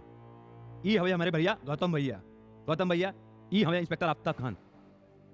पुलिस वालन के नाम से भी जानेला सागर। सफर में लोग अजनबी के भी नाम जान जालन। वैसे हम मंजिल तक पहुंच चुकल बानी। इनकर कार के साथ एगो ब्रेसलेट चोरी भइल रहे। ये आपके है ना? नहीं, हमार ब्रेसलेट तो हमरे पास बा। लागत बात सफर में ही बानी, मकाम तक नहीं पहुंचल। हम इजाजत चाहेनी। तू ब्रेसलेट काहे नहीं ले ले? काहे के हमार ना ही रहे। अगर ले लेते तो का हो जाए? तोरी बेवकूफ के कारण से हम ओकरा शक के दायरे में आगल बानी। शक के दायरा से बाहर निकल गई नहीं है सागर बाबू, वरना इंस्पेक्टर के यकीन न रहल के मरे वाला गौतम ना ही केहू और बा। अब यकीन हो गई होखी। अरे मामा, हाँ? तोहर भाजा तो शब्द के भी कंजूस बा, शुक्रिया तक अदा नहीं करेला। अरे ई में कौन बड़ बात बा, हम कर देता नी। ई हाथ जोड़ के तोहार शुक्रिया अदा करता नी। अब का चाहिए? ई का बा? रुपया रुपया? कतना? 5। 5? अरे ई में कौन बड़ बात था? बीड़ी पिए खातिर। ई 2 2 4 5 इला 5 लाख। 5 लाख रुपया? ऊ काहे खातिर भैया? गांव में तालाब खुदवावे के बाद रकम काल सुबह तक चाहिए। समझ गए ना मामा? मामा, ई गोविंदा तक कुछ ज्यादा ही ट्रेंड हो गए बा।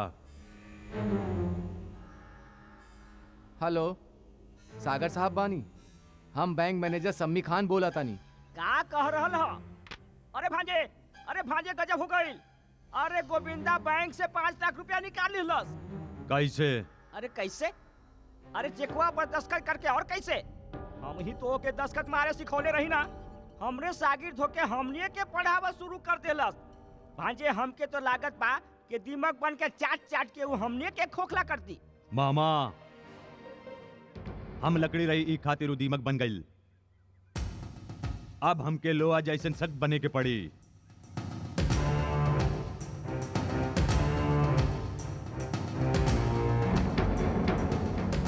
कैसे ससुरा मजा लूट रहल बा? हैं?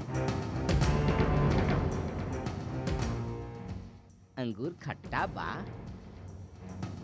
अरे अंगूर खट्टा बा गोविंदा के बच्चा। खट्टा तो ऊ लोमड़ी के लगेला जे अंगूर तक पहुंचल ना हो। गोविंदा, ई जमीन के कागजात बा, एकरा पे दस्तखत कई दे। अरे नहीं, इतना जल्दी का बा? अभी अमीर बनल बानी, थोड़ा मजा चखे दा। अरे 5 लाख रुपया तो दस्तखत करके निकाल ले। अब का चाहिए तो के? अरे ऊ तो हम अपना परीक्षा लेत रही।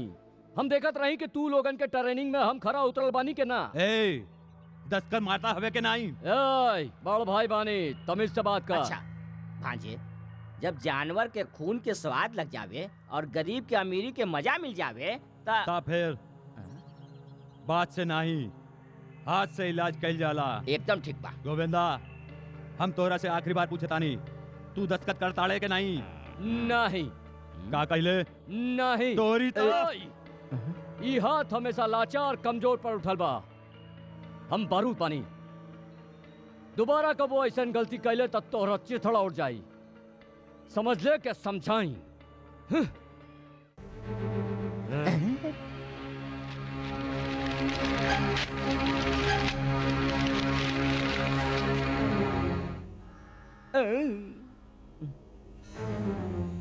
राख होके बारूद के बात करता ससुरा। मामा, ई बम के बेकार कइल बहुत जरूरी बा।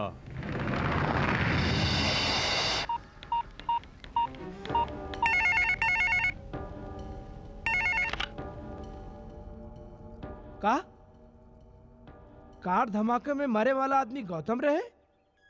तो ऊ कौन है जे सूरज भान के बड़ बेटा बनल बा? वो गोविंदा बा, गौतम के हमशक्ल। दौलत खातिर वो गौतम के खून कई दिलस और खुद गौतम बन गई। ओ, यानी रउआ हर पहलू से वाकिफ बानी। फिर तो जुर्म से तोहरो कौनो न कौनो रिश्ता जरूर रहल होगी। वो गाड़ी में गोविंदा के कहे पर बम हम ही फिट कैले रही। आप वफादार भी रहनी होकर फिर गद्दारी के कारण?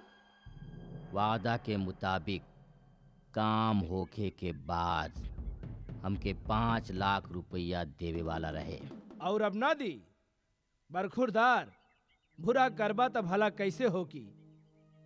तू त इहो बतावल नहीं चाहबा शायद कि तू कौन हवे, पर एगो बात याद रखिया, जब दरख्त जड़ समेत उखाड़ लिहल जाला तब फूल और पत्ता ओकरे साथ साथ चलत आवेला।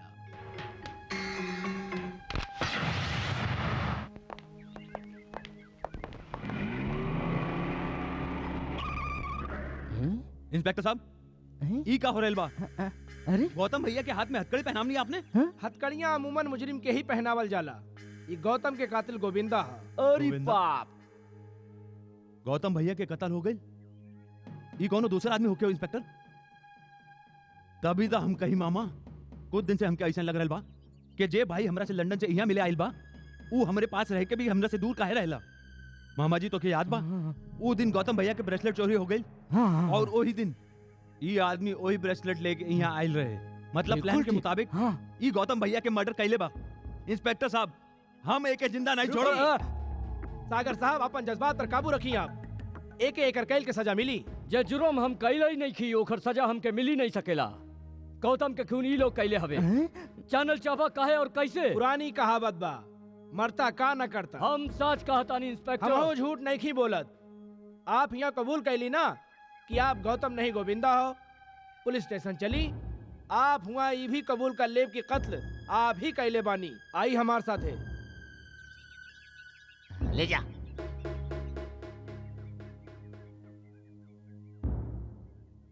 हमनी के गौतम के खून हो गई। अबे नहीं मामा जी, अभी तो आधा काम बाकी बा। गोविंदा के भी तक खून करे के बा। रूपा, तू मान या ना मान, बाकी ये बात एकदम सच है। का गोविंदा गौतम बाबू के खून कर देले? नहीं, ये नहीं हो सकत। हक और इंसाफ खातिर लड़े वाला हमार गोविंदा कबो केकरो खून नहीं कर सकेला। ये सब बिल्कुल झूठ बा। अब सच मान या झूठ, जबले दाल में काला नहीं होला, दाल फेंकल ना जाला।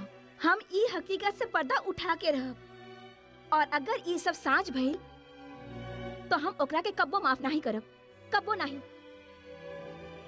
हम सच कहतानी रूपा, हम गौतम बाबू के खून नहीं की कैले। हाँ हाँ, एगो तू ही बड़ा जे साँच बोलत है, बाकी तो सारा दुनिया झूठ बोलत है। दुनिया के बात मत कर। दुनिया तो देवी देवतनों के न छोड़ ले, पर तू तो हमरी अपन बाड़ू ना। अरे अगर तोहके हमरी जिंदगी की इतना परवाह होइत ना गोविंदा, त तू ई कुकर्म कब्बो ना करता। हम ई कुकर्म नहीं की कैले रूपा। अपन प्यार के कसम, तोरे सर के कसम, हमार विश्वास कर। नहीं के करे के हमके तुहार विश्वास, हमार विश्वास टूट चुकल बा। तू खूनी हवे गोविंदा, तू कातिल हवे। नहीं रूपा, हम गौतम के खून नहीं कर सकीला। काहे नहीं कर सकेला? काहे के दोनों हम ही हैं। का मतलब? गौतम और गोविंदा दू नहीं एक ही आदमी हा। जाने लू कैसे? हम सूरज भान ठाकुर के बेटा हैं जे लंदन में रहत रहे। गांव वालन पर सागर जुल्म करत रहे। ई खबर बाबूजी के मिलत रहे। उ फोन पर हमेशा हमरा से बात करत रहन। जब हम लंदन से वापस लौटनी त घर न जाके चंदनपुर के पास खुशहालपुर गांव में गोविंदा बन के रहे लगनी। अरे दैया, अरे दैया। ताकि हम चंदनपुर गांव वालन के इंसाफ दिला सकी। सागर से जब हमारी मुलाकात गोविंदा के रूप में भइल तो पूरा जायदाद हड़पे खातिर ऊ हमके गौतम के मार के ओकर जगह लेवे के पेशकश रख ले। जौन गाड़ी के एक्सीडेंट भइल रहे, ऊ गाड़ी में हम ही बैठल रहनी। गाड़ी जैसे ही गुफा के अंदर पहुंचल त राजू के मदद से हम वो गाड़ी में डमी लाश रख दीनी। इस तरह से हम गोविंदा से गौतम बन गई नी। हालांकि ये बात हम ऊ दिन पनगट में कहे वाला रहनी, बाकी मामा के आय से ना कह सकनी। हम तो के दावा के साथ कह सकता नहीं रूपा, हमरी गोविंदा वाला बात इंस्पेक्टर खान से जे भी कहला हुई ऊ केहू और नहीं, सागर या मामा ई दोनों में से कोनो एगो हुई। और ई हरकत ऊ ई खातिर कैले कि हम जायदाद के कागजात पर दस्तखत कैला से इनकार कर दीनी। अच्छा, तो ये बात बा। यही खातिर वो लोग तो के गोविंदा साबित कर दिहले। बाकी अब का करबा तू? ये सब बात हमरे बाबूजी जाने लन। काले हम शहर जाके अपने आप के बेकसूर साबित कर दे। आई इंस्पेक्टर।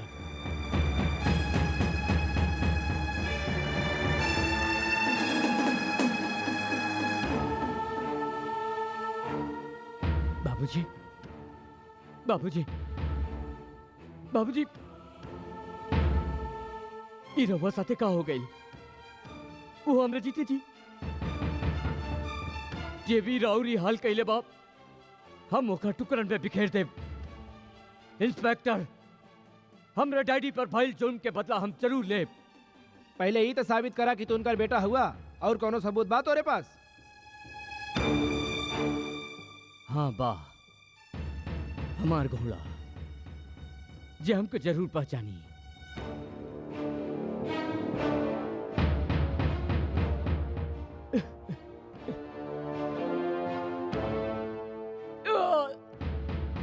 चेतक, तू हमरा के नहीं पहचान ले? अब अहू कोनो सबूत बचल बा तोरे पास? हाँ, खुशहालपुर के वो औरत जेके हम माई बनवले रहनी और गोविंदा बन के ओकर घर में रहत रही। आई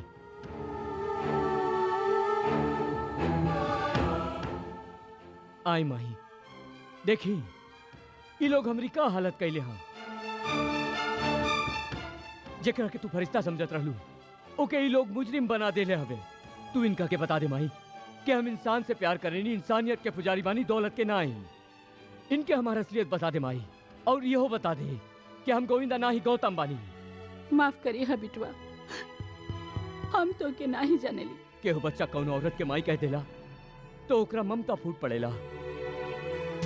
तू तो हमको बेटा कहत रहलू, माई के प्यार देत रहलू। आज ही बेटा पर मुसीबत के पहाड़ टूट पड़ल और तू ओकरा के पहचाने से इनकार करता रू।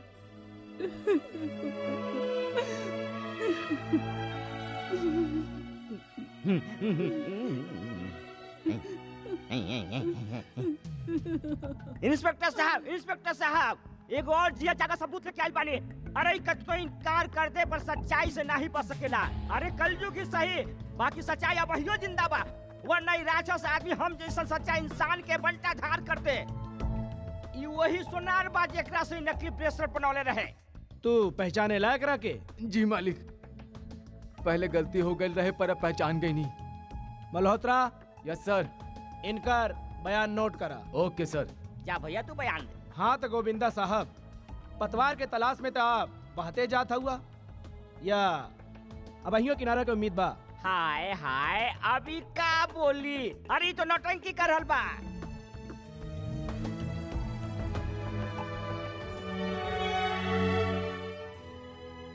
ये जानत हुए कि राउर सिर्फ एगो झूठ गौतम के जान ले सकेला, हीरो रहुआ झूठ बोलने। हम मजबूर रही बिटिया। जे ये मजबूरी तोहरी आदत बा, तो ये मजबूरी सांच बोले खातिर काहे नहीं? काऊ गोविंदा बन के आपन के घर में ना रहत रहे, बाकी वो लोग हमरे बेटवा के उठा के ले गए रहे और कह के गए कि अगर तू साथ बोली तो वो ओके जान से मार दी है। हम का करती? हम ठान ले रहे कि हम साथ बोलब, बाकी एगो औरत के ममता अपन को के आगे हार गई।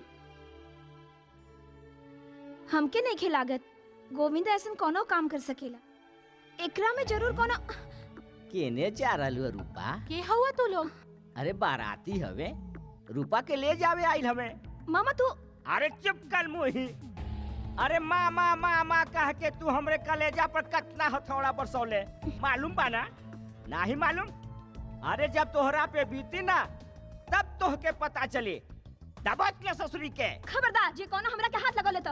हाय हाय हाय, धमकी तो ऐसे दे रहल बिया जैसे मुंह में बोली नहीं बंदूक के गोली बा। आ? अरे रूपा, तोहके मार ही के रहे तो हमके प्यार से एक नजर देख ले तू। भगवान कसम ऐसे ही मर जाती, बाकी हम मरल नहीं, जिंदा बानी। अब तो कुकन सही के पड़ी। अरे हमके गाली देत रहलिस? ई हमनी के बर्दाश्त नहीं खे। अरे मूर्खो, बर्दाश्त तो हमके भी नहीं होला, बाकी का करी? दुधारी गाय के लतिया और बिन ब्याही छोकरी के बतिया तो सहे के ही पड़े। आ? अरे तू लोग खड़ा खड़ा मुंह का देखत हुए। अरे मूर्खो ले पकड़ एकरा के ना तो भाग जाए। अरे केहू बीच पे ना आए ना तो बहुत पछताए। कहा उ लोग रूपा के उठा ले ले। हाँ हम देख ले बानी गौतम। दुश्मन जब हमदर्द बन के आवेला तो ओकर बातन से सच्चाई नहीं झूठ के बदबू आवेला। मजबूरी और इच्छा दो अलग अलग चीज बा गौतम। वहाँ रहल हमार मजबूरी रहे और यहाँ आइल हमार इच्छा। एके हमदर्दी नहीं हमार फर्ज समझा। और तोहरे पास टाइम नहीं के गौतम, जल्दी करा और तू मुश्किलों में बाड़ा। बात जब इज्जत पर आ जाए तो गौतम हर मुश्किल आसान कर सकेला।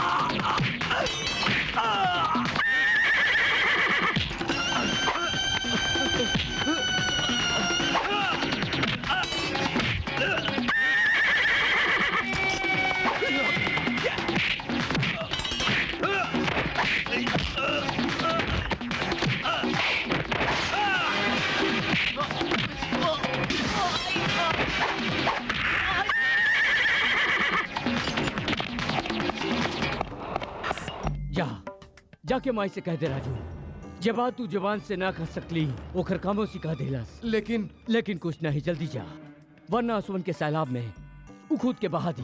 जा। यही खातिर हम हैरान हो गई रही चेता के जे हमार कदमन के हाथ तक पहचानत रहे, जे के हम अपन सीना से लगा के रख ले रही। वो हमरे सीना पे पाँव कैसे रख सकता? वो हमके पहचाने से इनकार कैसे कर सकेला? अब आई लुटनी पहाड़ के नीचे ससुरी गैया चिरई जैसन कैसे फुदकत रही। अपना दाना अपना पानी खाए के बादो ससुरी अपना फुलवारी में कबो नहीं फुदकी। भांजे फटे तो फटे पर पोजीशन ना घटे। मामा, नारी अगर धरती बनकर सब कुछ सह सकेली तो कहर बनके बरसत भी है। और सागर जब उफान पे आवेला त सब कुछ तहस नहस कर देवेला। कहाँ भागत आई से?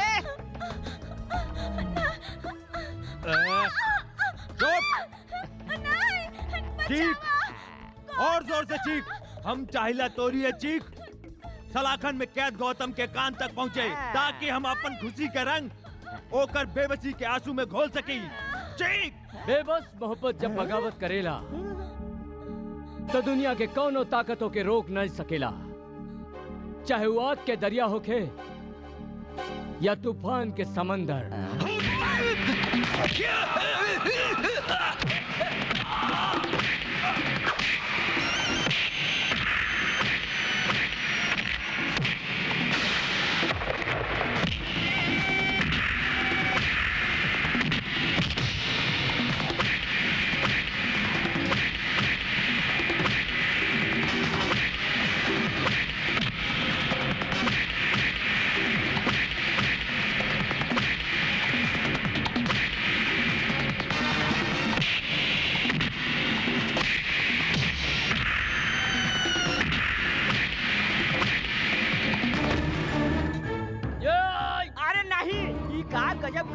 भांजे? अरे एगो लड़की खातिर तू अपन भाई के खून बहावे जात बाड़े? अरे सौतेला ही सही, बाकी तू दुल्हन के रगन में एक के बाप के खून पाना। अफसोस तो ही बात के बा, एकरो रगों में हमनी के खानदान के खून बह रहल बा, वरना एकर करतूत ठाकुर खानदानी गांव में पेड़ जैसन बा, जे लोगन के छांव देत रहला, मगर ई लोगन के दिलन में कांटा चुबो के जुलुम करत रहले। इहो ही शख्सा जे दौलत के लालच में आके अपन बाप के खून कैले, खानदान पर लागल कलंक पानी से नहीं खून से धोवल जाला मामा, खून से। नहीं भांजे नहीं, तोहके तोहरे भगवान के वास्ता, तोहरे माँ बाप के वास्ता, जौन छोकरिया से तू प्यार करेला ओकर वास्ता, रूपा के प्यार के वास्ता, रूपा के प्यार के खातिर एके माफ करता भांजे, रूपा के प्यार के खातिर एके माफ करते, रूपा के प्यार के खातिर एके माफ करते। भांजे फटे तो फटे पर पोजीशन ना घटे।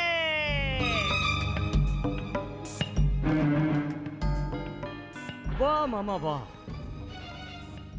अब समझ में आई सागर गलत नहीं, दिशा गलत हो गई बा।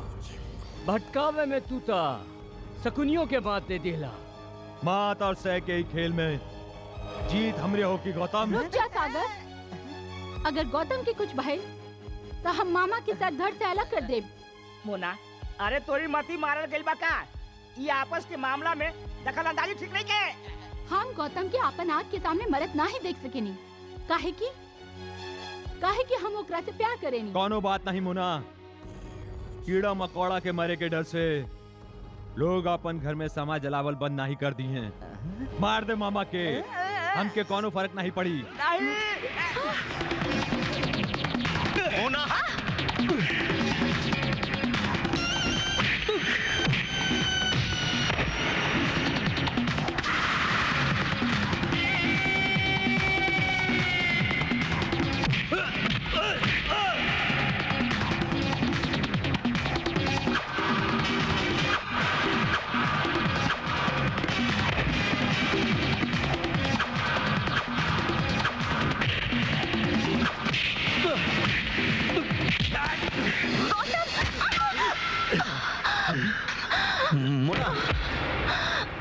मुना मुना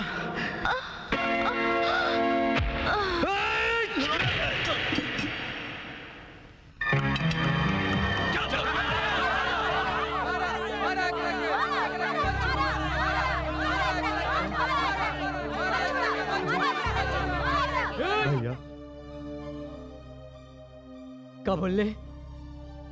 फिर से बोल, का बोले? भैया भैया माफ कर दा हमके। नहीं नहीं के माफ करके बा हमके। का कसूर रहे हमरे जज्बात के, जिमे मोहब्बत के जगह तू नफरत के जहर बो दिले। बचपन में जे हाथ तोहरी हिफाजत खातिर उठत रहे, आज वो हाथन के तू अपना खिलाफ उठावे खातिर मजबूर कर दिले। याद बा जब हम तो के बिना देखे आवाज देत रहली तो तू हमरे से पूछत रहले, भैया का आपने हमरे कदम के आहट सुन लेली? तो हम तो के का जवाब देत रहली? बोल, हम तो के का जवाब देत रहली? यही के भाई के कदम के आहट सुनल नहीं, महसूस कइल जाला। और ई जानला के बावजूद दुनिया सौतेलापन के बुनियाद का रख दिले, तू तो नफरत के दीवारें खड़ा कर दिले। का कसूर है ई गाँव वालन के? का कसूर है हमार? का कसूर है अपन बाबूजी के?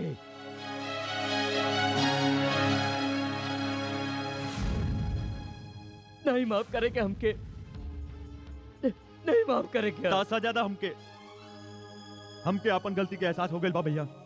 बस ई बोझ हम और बर्दाश्त नहीं कर सकेला भैया।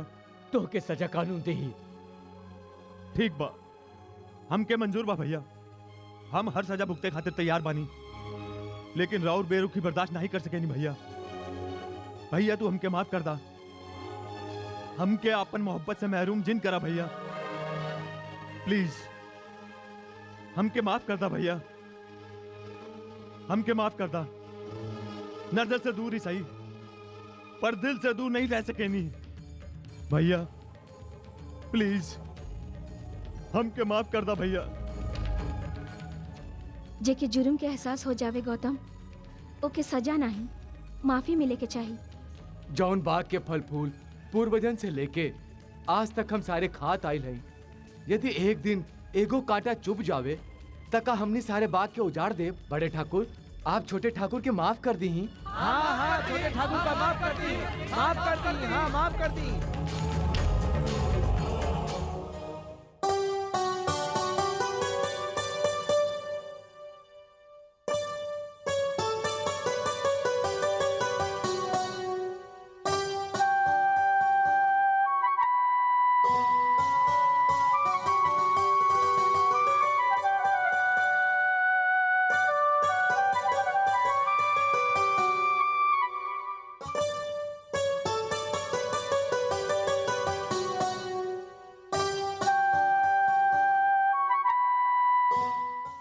सागर साहब, आपके अपन बाबूजी के खून के जुर्म में गिरफ्तार कैल जाता।